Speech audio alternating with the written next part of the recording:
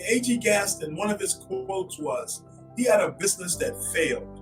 And he said the reason that business failed is that he did it to make money and not to serve people. Our first subject is AG Gaston, who was born in 1892 and lived to the ripe old age of 103 and passed away in 1996. He was voted Entrepreneur of the Century by Black Enterprise magazine.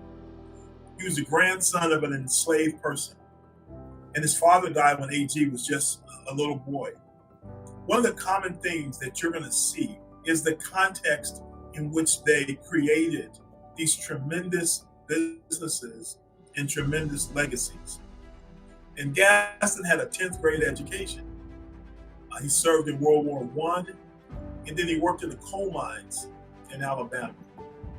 And while working in the coal mines, he sold lunches to his coworkers. And mind you, they're all on the same salary. But AG Gaston said, I see a business opportunity here. And he sold lunches to coworkers. And he also loaned them money. He's on the same salary they are. But he was able to put himself in a position to loan money to his coworkers at 25% annual interest. He also noticed while working in the coal mines that widows would come to the mine to solicit donations when their husbands died. So he started the Booker T. Washington Burial Insurance Company.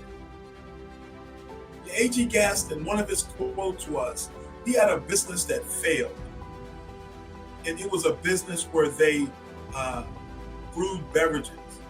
And he said the reason that business failed is that he did it to make money and not to serve people. And his whole heartbeat was everything I need to do needs to serve the benefit of people. And if we do that the right way, we'll make money along the way. So he developed a lunch program because the men needed good food to eat. He developed a loan program because banks would loan to Black people. Gaston also started a savings and loan. And then the Gaston Motel, which is famous for Martin Luther King holding meetings there and being one of the few places where he could stay in Birmingham, Alabama during the Civil Rights Movement. And Gaston worked behind the scenes, providing his motel rooms for free. At one point, he underwrote $150,000 in bail money for Martin Luther King and his team to get out of jail. So behind the scenes, A.G. Gaston was a great supporter of that movement. All along his life, A.G. Gaston was an innovator. And in reading his book, Black Titan, in the introduction, it tells a story that tells you everything you need to know about A.G. Gaston. He was in the hospital about to have his leg amputated because of diabetes. He's got his whole family around him, and they're talking with him.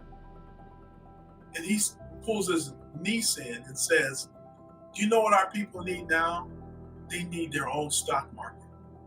I wish I was just 10 years younger. He was in his 80s at that point. He said, yes, that's what we need now. And once he got out of surgery and was recovering, he picked that conversation back up with his niece. A.G. Gaston, as I said, was voted Entrepreneur of the Century by Black Enterprise magazine. And his net worth was north of $130 million at his death in 1996. And many of his businesses are vibrant, growing businesses in 2022.